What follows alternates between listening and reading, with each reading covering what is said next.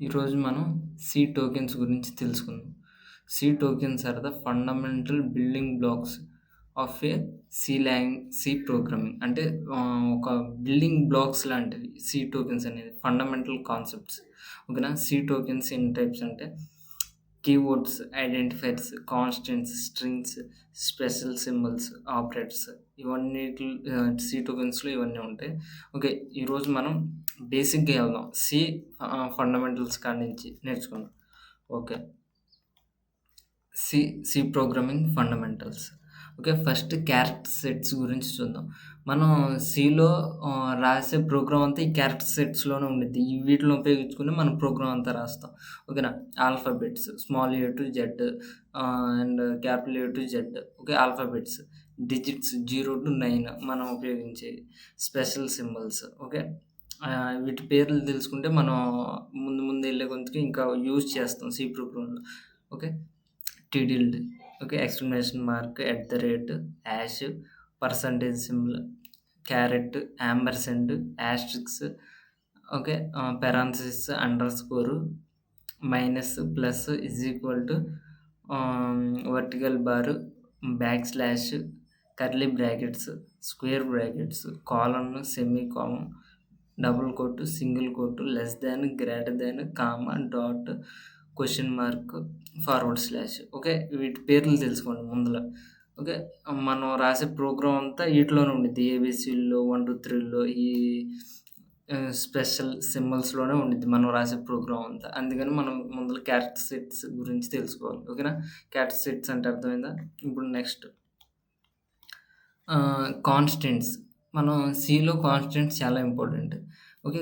అసలు కాన్స్టెంట్స్ అంటే ఏంటంటే fixed values that do not change during program execution. Program ఎగ్జిక్యూషన్‌లో మనం ఈ వాల్యూస్‌ని చేంజ్ చేయలేం. వీటిల్నే కాన్స్టెంట్స్ అంటారు. Okay. Constants, numerical constants, character constants 2 types దీనిలో. ఓకేనా. న్యూమరికల్ కాన్స్టెంట్స్‌లో మళ్ళీ 2 types. Integer constants, real constants. Integer constants అంటే 1, 2, 3, 4 ఎక్సెట్రా. ఓకే. రియల్ కాన్స్టెంట్స్ ఏంటంటే డెసిమల్ వాల్యూస్ వస్తాయి. అంటే 3.14, 2.5, 1.5 అలా. ఓకేనా. అంటే ఫ్లోటింగ్ వాల్యూస్. ఇక్కడ ఓన్లీ మనకి ఇంటిజర్ వాల్యూస్. ఓకేనా. Integer constants 2 types. Okay. Integer integer constants, real constants. Okay. Character constants. దీనిలో ఏంటి? దీనిలో 2 టైప్స్.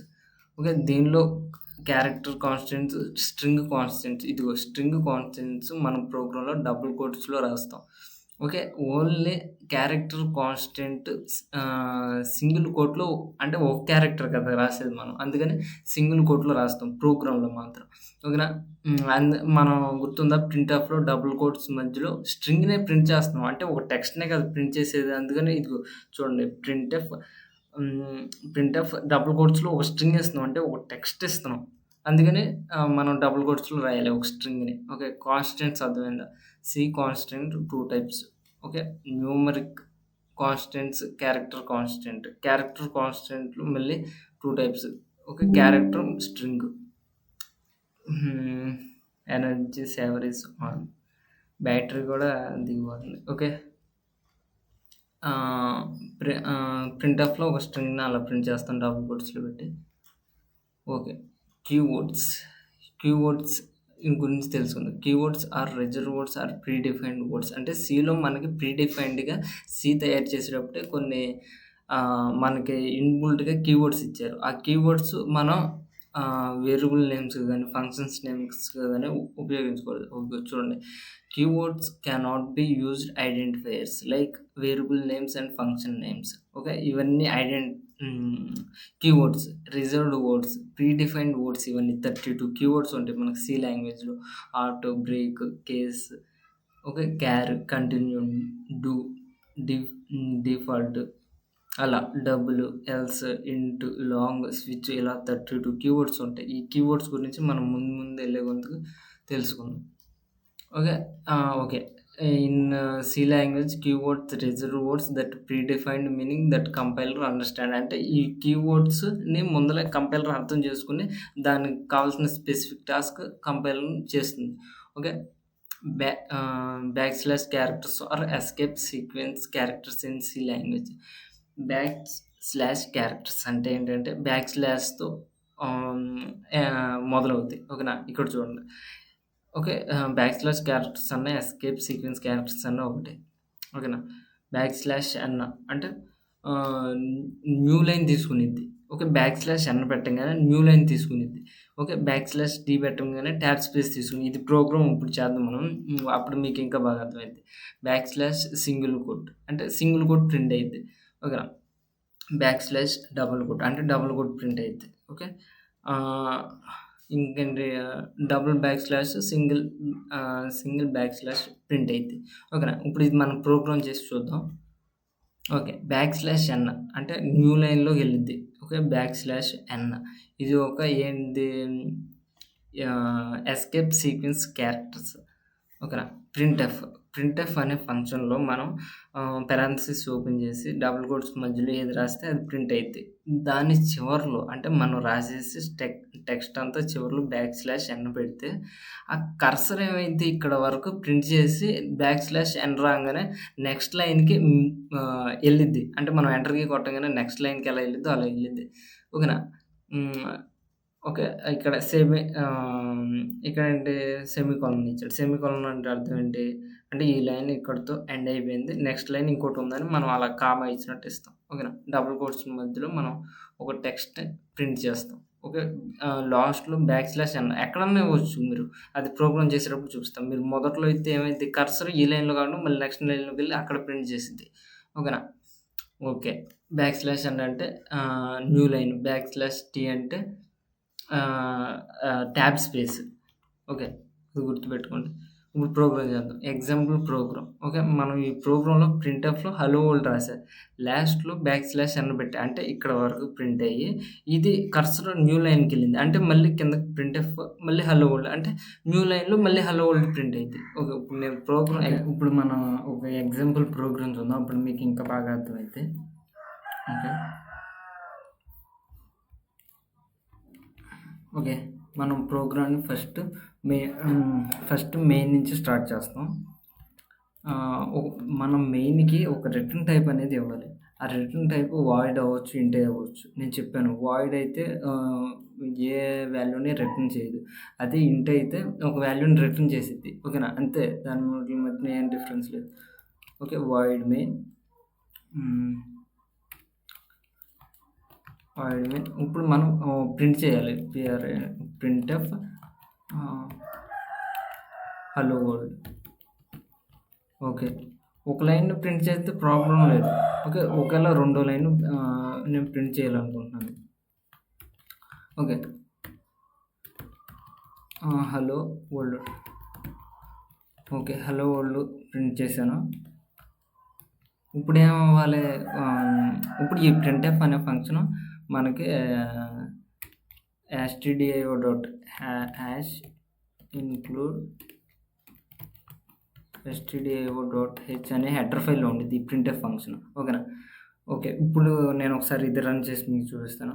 కంపైల్ చేస్తున్నాను. ఓకే. కంట్రోల్ F9 ఇప్పుడు అవుట్‌పుట్ వచ్చింది. మనకు కనపడలా. ఇప్పుడు మన అవుట్‌పుట్ కనపడాలంటే ఆల్ట్ F5 నొక్కండి. ఓకే. అవుట్‌పుట్ కనపడిద్ది. ఓకేనా? అంటే ఇవన్నీ అవుట్‌పుట్‌లు ఎప్పుడియి ప్రీవియస్‌గా ఉండే అవుట్‌పుట్‌లు. ఇప్పుడు నేను ఆటిలన్నిటిని క్లియర్ చేయాలి. ఓకే. క్లియర్ చేయడానికి నేనేం చెప్పాను clr.scr అనే ఫంక్షన్ రాయాలి. ఓకే. clr.scr అనే ఫంక్షన్ మళ్ళీ ఏ హెడర్ ఫైల్‌లో ఉండిద్ది? హ్యాష్ ఇంక్లూడ్ conio.h అనే ఈ హెడర్ ఫైల్‌లో clr.scr ఫంక్షన్ ఉండిద్ది. మనం అవుట్‌పుట్‌ను డైరెక్ట్‌గా చూడలేకపోతున్నాం. మనం ఏం చేస్తున్నాం అవుట్‌పుట్ వస్తుంది, ఎళ్ళిపోతుంది. మనం ఆల్ట్ F5 నొక్కి మళ్ళీ చూడాల్సొస్తుంది. అప్పుడు మనం అవుట్‌పుట్ అలా పట్టుకొని ఉంచడానికి getch అనే ఫంక్షన్ వాడతాం. getch కూడా యాజ్ ఇంక్లూడ్ conio.h అనే హెడర్ ఫైల్‌లో ఉండిద్ది. ఓకేనా? ఇప్పుడు కంపైల్ చేస్తున్నాను. ఓకే. ఇక్కడ ఏదో ఎర్రర్ వస్తుంది. Statement missing. ఓకే. మనం ఇక్కడ సెమికోలన్ ఇవ్వలేదు. Okay. Alt F9 control F9 okay. ఇక్కడ చూడండి హలో వరల్డ్ అని పక్కనే ప్రింట్ అయిపోయింది. నాకు నెక్స్ట్ లైన్‌కొచ్చి ప్రింట్ అవ్వాలి. నెక్స్ట్ లైన్‌కొచ్చి ప్రింట్ అవ్వాలంటే నేను ఇక్కడ చూడండి. ఇక్కడ వరకు ప్రింట్ అయ్యాక బ్యాక్/ఎన్ ఇస్తే ఇక్కడికొచ్చిద్ది. కర్సర్ ఇక్కడికొచ్చిన తర్వాత బ్యాక్/ఎన్ ఉంది కాబట్టి నెక్స్ట్ లైన్‌లోకెళ్ళిద్ది కర్సర్. అప్పుడు కిందకొచ్చి ఈ ప్రింట్ఎఫ్‌లో ఉన్నది ప్రింట్ చేసిద్ది. ఇప్పుడు నేను రన్ చేస్తాను. కంట్రోల్ ఎఫ్ అదిగోండి.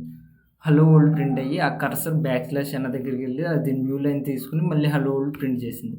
ఇప్పుడు ఓకే. ఇదే బ్యాక్/ఎన్ ఎదర పెడితే ఏం జరుగుద్దో చూడండి. సరే ఇక్కడ పెడుతున్నాను. ఒక్క నిమిషం. బ్యాక్/ఎన్ ఇక్కడొక బ్యాక్/ఎన్ పెట్టాను. ఇక్కడొక బ్యాక్/ఎన్ పెట్టాను. అప్పుడేమైద్ది ఇక్కడ ఒక లైన్ కర్సర్ కిందకి దిగి మళ్ళీ ఇక్కడికొచ్చి మళ్ళీ లైన్ కిందకి దిగిద్ది. ఆల్ట్ F9 కంపైల్ చేశాను. Control F9 okay. ఇప్పుడు చూడండి. అదిగోండి. ఇప్పుడు 2 లైన్స్ గ్యాప్ వచ్చినాయి.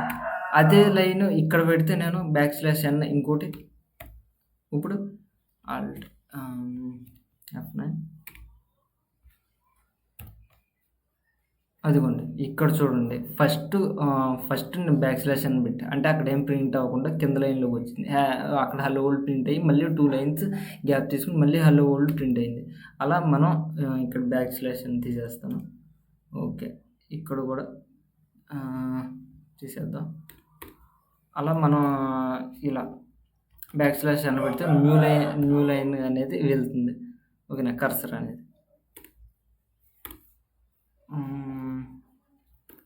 ఓకే. ఇప్పుడు బ్యాక్/టీ చూద్దాం. బ్యాక్/టీ అంటే ట్యాబ్ స్పేస్ తీసుకొని నెక్స్ట్‌ది ప్రింట్ చేసిద్ది.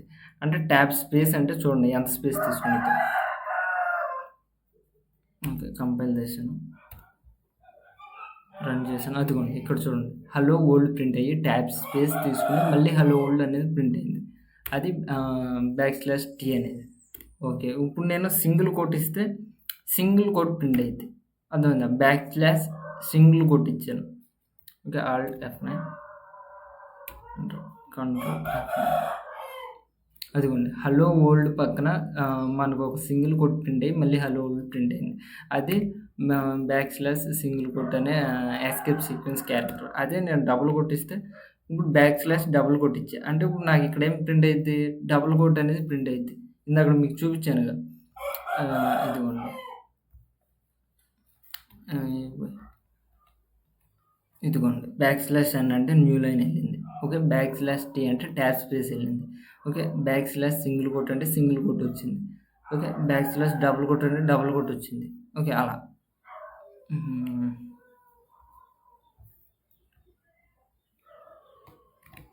ఓకే.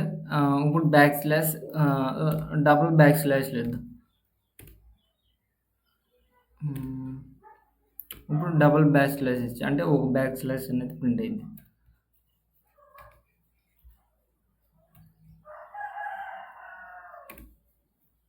ఒక నిమిషం.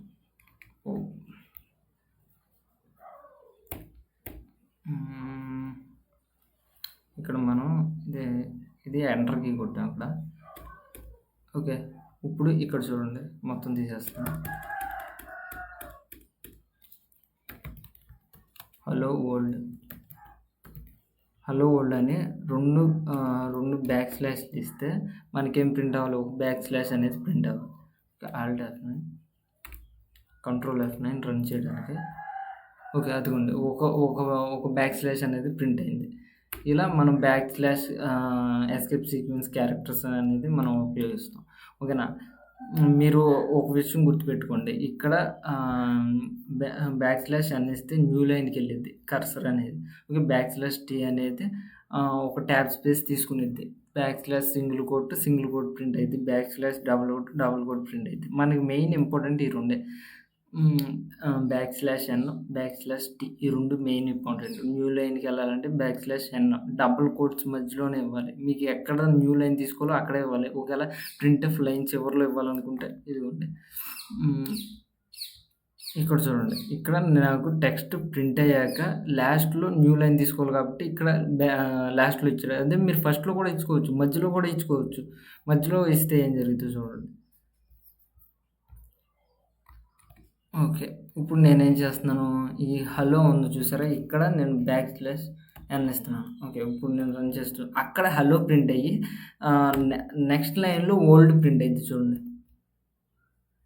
అదిగోండి. హలో ప్రింట్ అయ్యి అది నెక్స్ట్ లైన్ తీసుకొని అక్కడ ఓల్డ్ మళ్ళీ హలో ఓల్డ్ ప్రింట్ అయింది. అలా మనం బ్యాక్ స్లాష్ ఎన్ అనేది అలా ఉపయోగిస్తాం. అదే ఇక్కడ నేను టీ ఇస్తే ట్యాబ్ స్పేస్ ప్రింట్ అయిద్ది అక్కడ. ఓకే. చూడండి.